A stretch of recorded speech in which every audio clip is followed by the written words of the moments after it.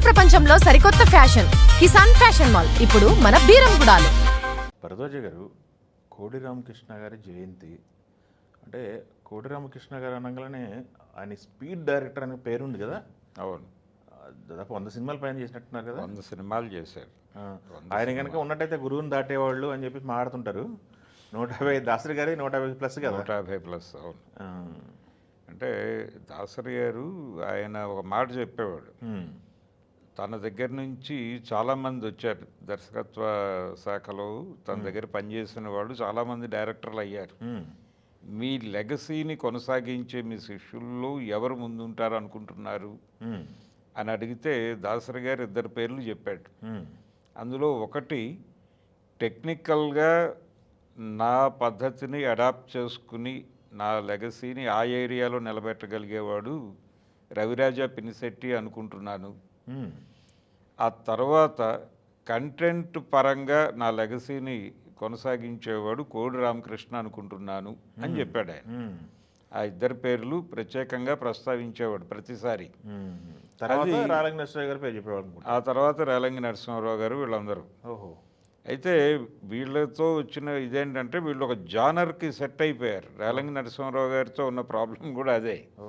ఆయన ఒక కామెడీకి అలా ఒక పేరు వచ్చేసింది ఆయనకి. Comedy director, family director, family డైరెక్టర్గా సెటిల్ అయిపోయాడు ఆయన. అయితే ఆయనకు కూడా మధ్యలో శిక్ష లాంటి సినిమాలు వచ్చినాయి. కొంత వేరియేషన్ చూపించడానికి అవకాశాలు వచ్చినాయి, కానీ ఆయన్ని ఇక్కడే కట్టేశారు. కోడి రామకృష్ణ గారి ప్రత్యేకత అదే. ఆయన ఒక జానర్కి ఎక్కడ లిమిట్ అవలా. ఆయన ఫ్యామిలీ సినిమాలు తీశాడు, కామెడీ సినిమాలు మాత్రమే తీశాడు. అదే సమయంలో యాక్షన్ ఓరియంటెడ్ సినిమాలు చేశాడు, స్పై మూవీస్ చేశాడు. గూఢచారి నెంబర్ 1 అనే పేరుతో చిరంజీవి గారితో త్రివిక్రమరావు గారి బ్యానర్లో హిట్ సినిమా తీశాడు కదా ఆయన. కేఎస్ఆర్ దాస్ తరహా సినిమా అది చేశాడు ఆయన. అలాగే రామ్ నారాయణ లాంటి తమిళ దర్శకులు చేసేటువంటి భక్తిరస చిత్రాలు చేశాడు. దేవుళ్ళు లాంటి ఐడియా అసలు మామూలు ఐడియా కదా. దేవుళ్ళు, అమ్మోరు, అవును, ఇలాంటి సినిమాలు వాటికి అవి ప్రత్యేకం అంతే. అక్కడ కోడి రామకృష్ణ గారు కనిపిస్తాడు, ఇక్కడ కోడి రామకృష్ణ గారు కనిపిస్తాడు. ఇంట్లో రామయ్య, వీధిలో కృష్ణయ్య లాంటి టిపికల్ సబ్జెక్టుతో ఆయన ప్రయాణం మొదలైంది. దాసరి నారాయణరావు గారు ఏ బ్యానర్ నుంచి అయితే డైరెక్టర్ అయ్యాడో, తాత మనవడు సినిమాతో ప్రతాప్ ఆర్ట్స్ నుంచి మొదలైంది ఆయన ప్రయాణం. నారాయణరావు గారిది అదే బ్యానర్, అదే రాఘవ్ గారు కోడి రామకృష్ణకు కూడా బ్రేక్ ఇచ్చారు. బ్రేక్ ఇచ్చి ఈ ఇంట్లో రామయ్య, వీధిలో కృష్ణయ్య ఆ బ్యానర్ నుంచి వచ్చిన సినిమానే. మొదట కోడి గారు ఆయన దర్శకుడిగా పరిచయం కావడానికి తయారు చేసుకున్న సబ్జెక్ట్ అది కాదు. అది తర్వాత 2వ సినిమాగా రిలీజ్ అయింది, తరంగిణి. యాక్చువల్గా తరంగిణి సబ్జెక్ట్నే రాఘవ్ గారు ఓకే చేశారు. మొదటి సినిమా కొంచెం అది లేడీ ఓరియంటెడ్ సబ్జెక్టు, అలా వెళ్ళటమా లేకపోతే ఒక హీరోని పెట్టుకుని కొంచెం ఎంటర్టైనింగ్గా వెళ్ళి అలా జనాల్లో పేరు సంపాదించుకుని 2వ నెంబర్గా ఆ సబ్జెక్ట్ చేయటమా అనేది నువ్వే డిసైడ్ చేసుకుని రానే ఆయన భారం ఈయన మీద పెట్టాడు.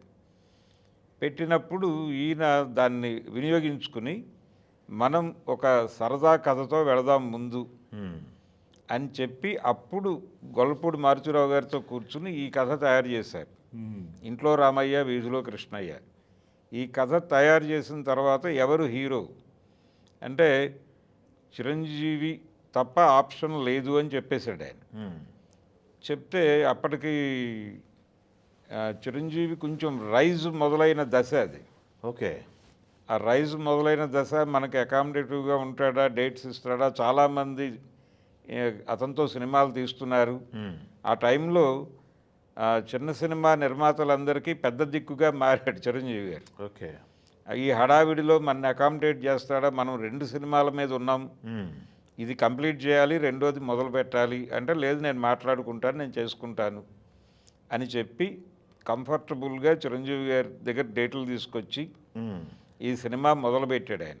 కాబట్టి ఒక నటుడికి ఇంకో నటుడిలో ఉన్నటువంటి టాలెంట్ అర్థమవుతుంది.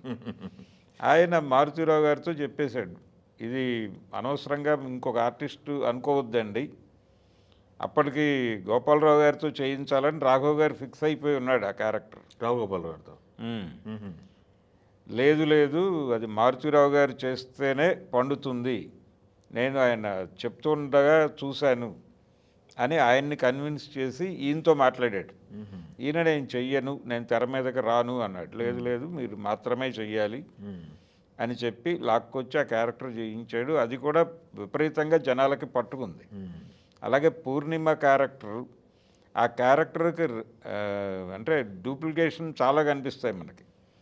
చిరంజీవి గారు చూడాలని ముందులో సౌందర్య గారి క్యారెక్టర్లో కూడా ఆ పోలికలు కనిపిస్తాయి. ఇంట్లో రామయ్య వీధిలో కృష్ణయ్యలో పూర్ణిమ గారు చేసినటువంటి క్యారెక్టర్ రెఫరెన్స్ కనిపిస్తుంది.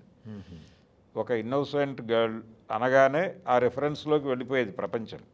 అలా ఒక రెఫరెన్స్ సెట్ చేసిన సినిమా అది ఇంట్లో రామయ్య వీధిలో కృష్ణయ్య. తర్వాత చేసినటువంటి తరంగిణి సినిమా కూడా ఒక కొత్త తరహా సబ్జెక్ట్ అది. దాంట్లో కూడా గద్దముక్కు పంతులు అనే క్యారెక్టర్కి గొల్లపూడి మారుతిరావు గారితోనే చేయించాడు.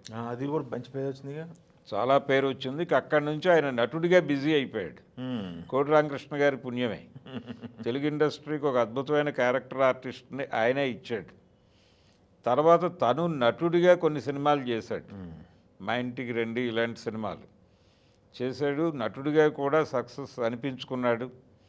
ఆ తర్వాత అన్ని జానర్స్లోనూ సినిమాలు చేయటం మాత్రమే కాదు, ఆయన గ్రాఫిక్స్ అంటే ఒక వండర్ క్రియేట్ చేయాలి. ఇప్పుడు ఏదైతే పాన్ ఇండియా సినిమాలు ఇవన్నీ మాట్లాడుతున్నారు, ఈ తరహా మార్కెట్ క్రియేట్ చేయడానికి కావలసిన కొత్త లోకాలని చూపించటం ఆయన అసలు మొత్తం అవును ఆరోగ్యం అనే కార్యక్రమాన్ని తీసుకుని అమ్మోరు సినిమాతో తెలుగులో ఆయన విఎఫ్ఎక్స్ అనేది మొదలుపెట్టాడు. మొదలుపెట్టి కోటి రామకృష్ణ గారితో మళ్ళీ సినిమా చేయాలని చిరంజీవి గారు వచ్చి నాతో సినిమా చేయవా నువ్వు అంటే మళ్ళీ అంజీ సినిమా మొదలుపెట్టారు. అవును, అంజీ దేవి ముందు పెద్ద హిట్ కదా మళ్ళీ. దేవి పరంపర, అమ్మోరు, దేవి అన్ని పరంపర. అవును, అంటే విఎఫ్ఎక్స్ మీద తర్వాత ఆయన చేసినటువంటి దేవీపుత్రుడు కూడా కొత్త తరహా సబ్జెక్టే. శ్రీకృష్ణుడు సంబంధించి ద్వారకకి సంబంధించి ఇలా ఒక కొత్త ఎలిమెంట్ తీసుకుని ఆడియన్స్ని థియేటర్లో ఎమోషనలైజ్ చేయటం అనేది కోడి రామకృష్ణ గారికి ఉన్నటువంటి పట్టు. అందుకని ఈ విజువల్ వండర్ సినిమాలు కూడా ఆయనే. ఈవెన్ ఆయన తర్వాత చేసినటువంటి అరుంధతి సినిమా, అవును, అది ఎంత సెన్సేషన్ క్రియేట్ చేసిందో అందరికీ తెలుసు. బాక్స్ ఆఫీస్ దగ్గర అది అవును కొత్త నెంబర్లు క్రియేట్ చేసింది. ఒక హీరో ఇన్ ఓరియంటెడ్ సినిమా. ఆ పశుపతి క్యారెక్టర్లో సోను సూద్కి ఎంత పేరు వచ్చిందో. అవును, ఇవి ఆయన ముందే ఊహించినటువంటి సినిమాలు. అలాగే శ్యామ్ ప్రసాద్ రెడ్డి గారి బ్యానర్లో ఆయన చేసినటువంటి సినిమాలు, ఎంఎస్ రెడ్డి గారి కుమారుడిగా ఆయన విడిగా నేను సినిమా తీస్తాను అని మొదలుపెట్టినప్పుడు మొదటి సినిమా తలంబ్రాల నుంచి కోటి రామకృష్ణ గారే. అలా ఆ సినిమా, దాని తర్వాత వచ్చినటువంటి సినిమాలు, రాజశేఖర్తో చేసిన సినిమా, ఆ తర్వాత ఎంఎస్ రాజు గారి బ్యానర్లో శత్రువు లాంటి సినిమా చేశాడు ఆయన. అమ్మో పెద్ద హిట్లు కదా అన్నీ. ఇలా ప్రతి బ్యానర్లోనూ ఆయన అద్భుతమైన విజయాలు సాధించినటువంటి సినిమాలు. ప్రతి హీరోతోనూ, చంద్రమోహన్ లాంటి హీరోతోనూ హిట్ కొట్టాడు, చిరంజీవి లాంటి హీరోతోనూ హిట్ కొట్టాడు. ఇలా ఎవరు అనేది కాదు ఆయన సినిమా. మంగమ్మ గారి మనోడు కూడా ఒక రకంగా బాలకృష్ణ గారి కెరియర్లో మొదటి హిట్ ఆయనే ఇచ్చాడు. మంగమ్మ గారి మనవడే. అది మన్వాసన అని భారతీరాజా గారి తమిళ సినిమా రీమేక్. ఆ రీమేక్ని తెలుగు నేటివిటీకి తీసుకొచ్చి అది గోదావరి జిల్లాల్లో జరిగిన కథగా చెప్పడంలో ఆయన అద్భుతమైన విజయం సాధించాడు. మనోరమ్మ గారు చేసిన క్యారెక్టర్కి ఇక్కడ భానుమతి గారిని సెలెక్ట్ చేసుకోవటంలోనే ఆయన నైపుణ్యం కనిపిస్తుంది.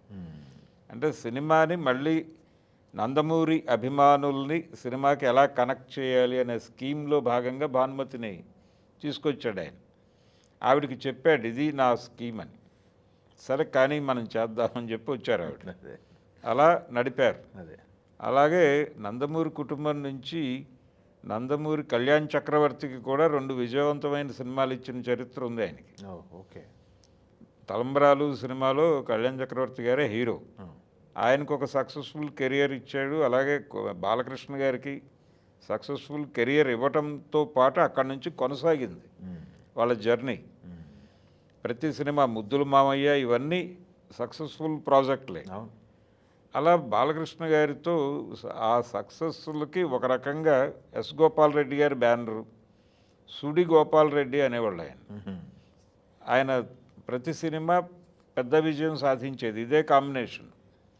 అలాగే మా పల్లెలో గోపాలుడు అని అదే బ్యానర్లో అర్జున్తో సినిమా చేశాడు ఆయన. అది కూడా 175 రోజులు ఆడేసిన సినిమా తెలుగులో. అలా బాక్స్ ఆఫీస్ దగ్గర చాలా పెద్ద విజయాలు నమోదు చేసిన చరిత్ర ఆయన. చిన్న సినిమాలు, పెద్ద సినిమాలు, అన్ని బడ్జెట్లలోనూ సినిమాలు చేశాడు. అన్ని జానర్స్లో సినిమాలు దాసరి గారి వల్ల కూడా కాల. ఈ రకమైన అంటే ఈ విఎఫ్ఎక్స్, ఈ ధోరణి ఉన్న సినిమాల్లోకి ఆయన రాల. ఇవి నిజానికి అంతకుముందు జనరేషన్లో విఠలాచార్య లాంటి వాళ్ళు చేసేవాళ్ళు. ఆ రామ్నారాయణ అని తమిళ్లో ఒక డైరెక్టర్ ఉండేవాడు, ఆయన చేసేవాడు. అదే ఆ జానర్ సినిమాలు కూడా తనే చేసేసి, ఇది అది అని కాకుండా ఏదైనా కోడి రామకృష్ణ గారు రక్తి కట్టించగలడు, థియేటర్ని ఎమోషనలైజ్ చేయగలడు అనే ఒక పేరు సంపాదించుకోవటం అనేది అది కోడి రామకృష్ణ గారి వల్ల మాత్రమే అయింది. ఆయన ఏ సబ్జెక్ట్ చేస్తుంటే ఆ సబ్జెక్ట్లో లీనమైపోతాడు. లీనమైపోయి దానికి ఏం కావాలో అది 100కి 100% అక్కడ పెడతాడు. ఆయన అసిస్టెంట్ డైరెక్టర్గా ఉన్నప్పుడు కూడా దాసరి గారి పని సగం ఆయనే చూసుకునేవాడు.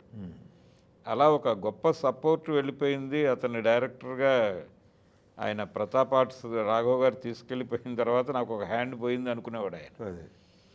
సీన్ తీసుకెళ్ళి హీరోలకు వివరించడం, బొబ్బిలిపులి సినిమాకి ఆయనే పనిచేశాడు. అలా ఆయన పెద్ద సినిమాలన్నిటికీ మనుషులంతా ఒకటే అక్కడి నుంచే మొదలైంది ప్రయాణం దాసరి గారితో. అలా ఒక దాసరి గారి శిష్యులు అని చెప్పుకునే బ్యాచ్లో కోడి రామకృష్ణ గారు సాధించిన విజయాలు అంటే, ఆయన చెప్పిన రెండో డైరెక్టర్ రవిరాజ గారు ఆయన హిట్స్ తీశాడు, ఆయన కూడా ఇండస్ట్రీ హిట్స్ తీశాడు, కానీ ఆయన పరిధి ఒక చోట ఆగాడు ఆయన. అలాగే రేలంగి నరసింహారావు గారు ఒక ఏరియాలో ఫిక్స్ అయిపోయాడు. ఈయన అలా కాల, ఈయన దాసరిని మించి వెళ్ళాడు. ఒక రకంగా గురువుని మించిన శిష్యుడు అని చెప్పచ్చు కోడి రామకృష్ణ గారు. ఆయన అనారోగ్యం వెళ్ళిపోవడం, ఇప్పటికీ ఆ ఫ్యామిలీ సినిమాలతో ఏదో పద్ధతిలో ట్రావెల్ అవ్వాలని అనుకోవడం, వాళ్ళ అమ్మాయికి సినిమాలు చేయాలనేటువంటి ఉత్సాహం ఉంది. ఆ మధ్య కూడా ఒక ప్రయోగం చేశారు, కానీ అది ప్రాపర్గా అవ్వలేదు. ఇప్పటికీ వాళ్ళకి ఆ ఫాదర్ లెగసీని కొనసాగించాలి అనే కోరిక అయితే ఉంది.